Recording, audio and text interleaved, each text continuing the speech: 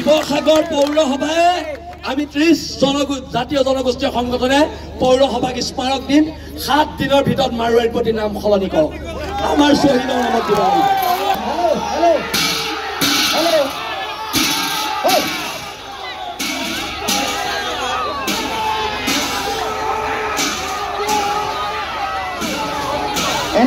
এনেকে নহয় আপোনালোকে লাইন আপ কৰক প্ৰতিবাদ এনেকে নহয় আপোনালোকে লাইন আপ কৰক আপোনালোকে লাইন আপ কৰক আপোনালোকে লাইন আপ কৰক আমি গণতান্ত্ৰিক মাধ্যমেৰে শান্তি শৃংখলা বজাই ৰাখিম আমি আন্দোলন কৰিম কোনেও কিন্তু আগবাঢ়ি যাব নোৱাৰিব সকলো ইয়াত ষ্টেণ্ড আপ আপোনালোকে প্ৰথমে লাইন আপ কৰক চাওক এক মিনিট ৰৈ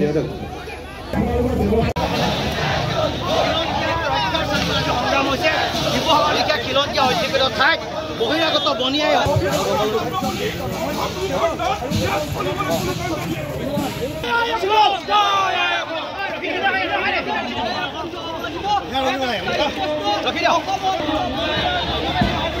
ৰখি দিব দেই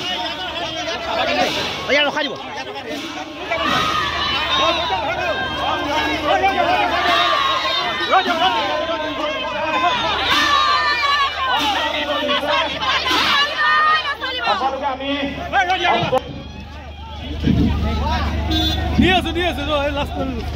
কিবা এটা দিয়ক একোৱে দিয়া নাই সকলোৱে কিছু সময়ৰ কাৰণে ইয়াত অপেক্ষা কৰিব লাগিব আমাৰ বহুতৰে কিছু মনৰ কথা ক'বলগীয়া আছে আমাৰ কথা হৈছে এই মাতৃভূমিত অনাদি অনন্তকাললৈ খিলঞ্জীয়া মানুহৰ প্ৰভুত্ব থাকিব লাগিব আধিপত্য থাকিব লাগিব অসমৰ ভাষা কলা কৃষ্টি সংস্কৃতিয়ে চিৰদিন চিৰকাল উচ্চ স্থানত জিলিকি থাকিব লাগিব অসমৰ সম্পদ অধিকাৰ ভূমি অধিকাৰ অসমীয়া মানুহৰ হাতত থাকিব লাগিব অসমৰ শাসনৰ বাগজৰীডাল অসমীয়া মানুহৰ হাতত থাকিব লাগিব অসমলৈ আহি কোনোবাই ইয়াত মাটি পানী বায়ু সেৱন কৰি ইয়াত ব্যৱসায় কৰি আৰু অসমীয়া জাতিটোক অপমান কৰিব অসমৰ ভাষা কলা কৃষ্টি সংস্কৃতিক অপমান কৰিব আৰু অসমৰ মহিলাক ৰাজপথত চুচৰাই টানি নি প্ৰহাৰ কৰিব আৰু আমি মনে মনে থাকিম এনে ঘটনা হ'ব নোৱাৰে সেইবাবে আজি আমি শিৱসাগৰ শ খিলঞ্জীয়া যুৱক যুৱতী খিলঞ্জীয়া ৰাইজ ওলাই আহিছোঁ আৰু এটা কথা আমি ইয়াৰ পৰা স্পষ্টকৈ কৈ দিব বিচাৰিছোঁ অসমত থাকিলে অসমৰ ভাষা কলা কৃষ্টি সংস্কৃতিক সন্মান কৰিব লাগিব শ্ৰদ্ধা জনাব লাগিব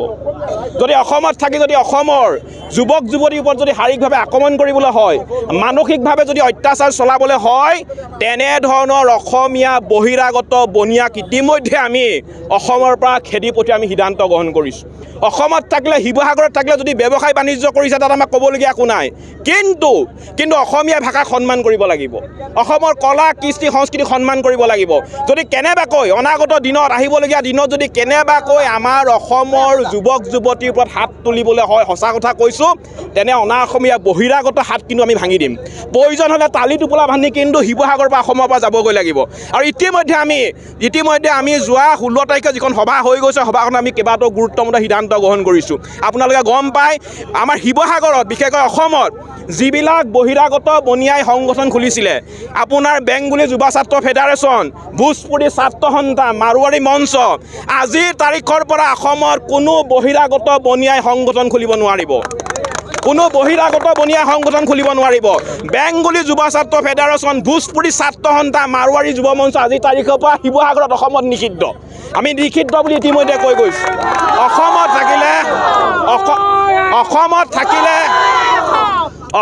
থাকিলে যদি অসমৰ ভাষা কলা কৃষ্টি সংস্কৃতি যদি উত্তৰণ হোৱাটো বিচাৰিছে অসমৰ খিলঞ্জীয়া থলুৱা জাতীয় জনগোষ্ঠীয় দল সংগঠনসমূহৰ লগত লগ হৈ তেওঁলোকে বেলেগকৈ আমি ইয়াত আৰু এটা আমি কথা ক'ব বিচাৰিছোঁ আমি গম পাইছোঁ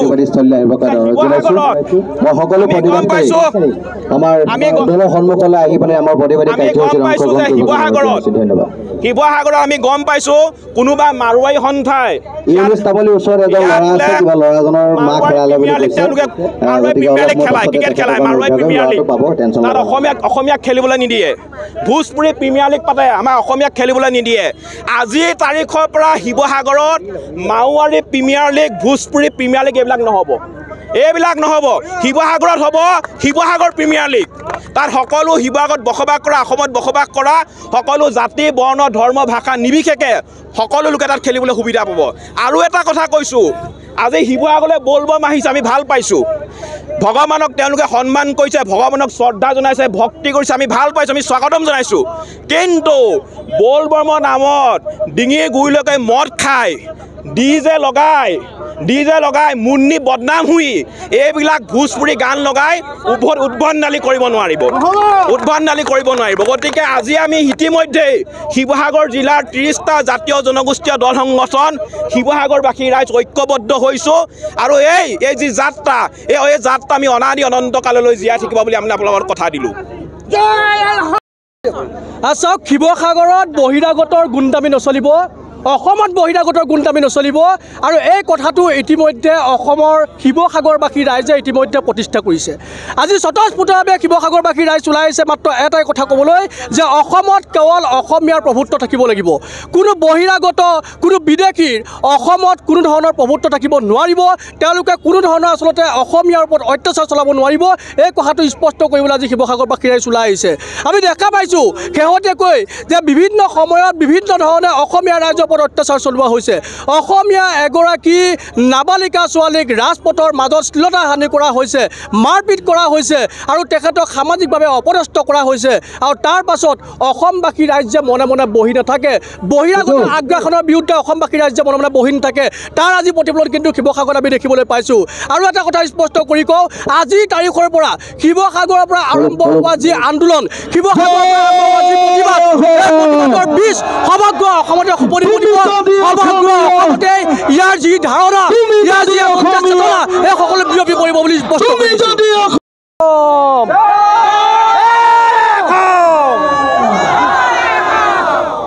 এই প্ৰতিবাদ ঐক্যবদ্ধ খিলঞ্জীয়াৰ প্ৰতিবাদ এই প্ৰতিবাদ মাৰোৱাৰী গুণ্ডাৰ বিৰুদ্ধে বিহাৰী গুণ্ডাৰ বিৰুদ্ধে এই প্ৰতিবাদ বেংগলী গুণ্ডাৰ বিৰুদ্ধে শিৱসাগৰৰ ৰাজপথত আৰু অনন্ত কাললৈ কোনো খিলঞ্জীয়া মানুহে মাৰ নাখায় আৰু এটা কথা এইবাৰ আমি স্পষ্ট ৰূপত কৈ দিছোঁ যদি আমাক পুনৰবাৰ ইয়াত কোনোবাই মাৰে আমাৰ খিলঞ্জীয়া মানুহক এইবাৰ উল্টাই পিটা হ'ব ন' FIR ন' কেছ ডাইৰেক্ট একশ্যন একদম চিধা কথা আৰু আমাৰ মানুহক আমাৰ ছোৱালীক কোনোবাই ইয়াত অৰ্ধ উলংঘ কৰিব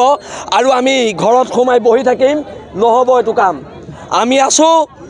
শিৱসাগৰ খিলঞ্জীয়া মানুহ প্ৰত্যেক মানুহ দল সংগঠন সকলো ঐক্যবদ্ধ হৈ ওলাই আহিছে আৰু এইটো জাতিৰ বাবে শুভ লক্ষণ আৰু আমি জীয়া জাতি হয় মৰে অসম জীয়ে অসম মৰে কোন কিন্তু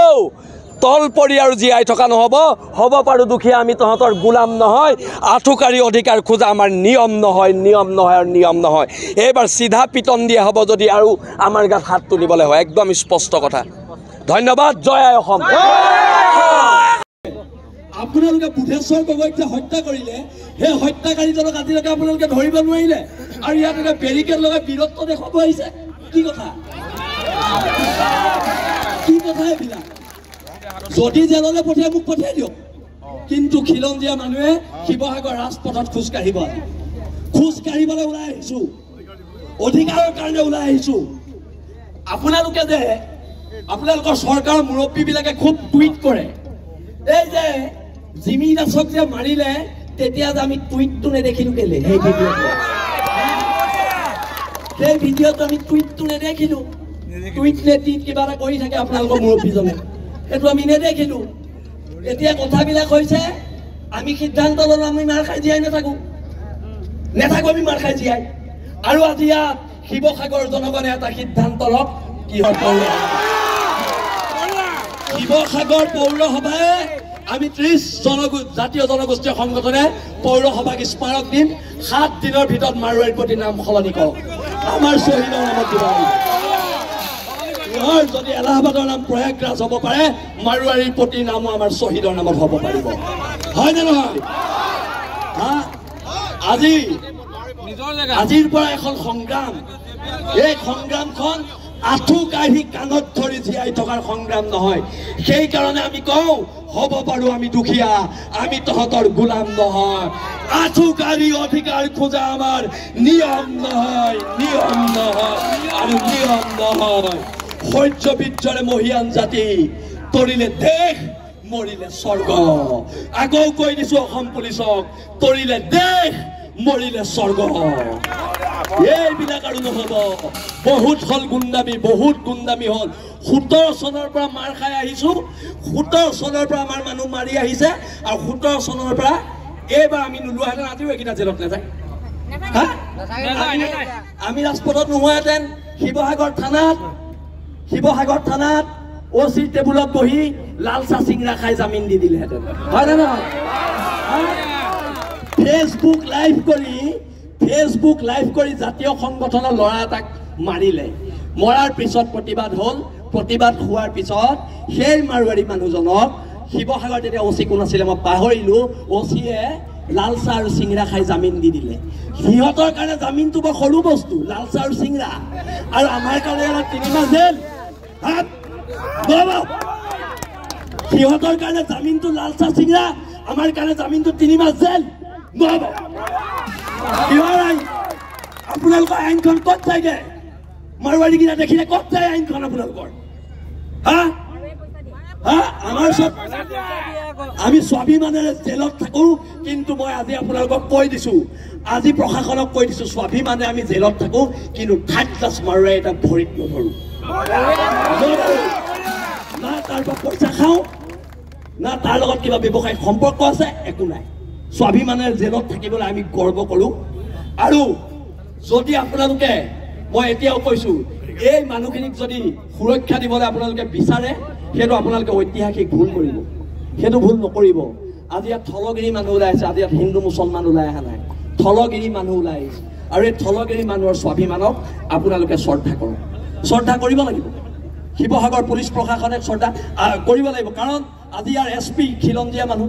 তেখেতৰ লগত কথা বতৰা হৈছে, গণতান্ত্ৰিক আন্দোলন কৰিম বুলি আমি কৈছোঁ, কাৰণ তেওঁ খিলঞ্জীয়া মানুহ। ইয়াৰ OC খিলঞ্জীয়া মানুহ, ইয়াৰ এডিশ্যনেল SP খিলঞ্জীয়া মানুহ। খিলঞ্জীয়া মানুহ কাৰণে আমি আপোনালোকক শ্ৰদ্ধা কৰিছোঁ। আপোনালোকে বেৰিকেডটো আঁতৰাই দিয়ক, আমি খুব শান্তিপূৰ্ণ গণতান্ত্ৰিকভাৱে ইয়াৰ পৰা আগবাঢ়ি যাম। আৰু সকলোৱে মিলি এটা কথা অংগীকাৰবদ্ধ হওক, সকলোৱে হাত মুঠি মাৰি কওক, মাৰ খাই জীয়াই নাথাকো, মাৰ খাই জীয়াই নাথাকো, মাৰ খাই জীয়াই নাথাকো। জয় আই অসম, জয় আই অসম, জয় আই অসম। আছে হেংদাং লোৱা নাই।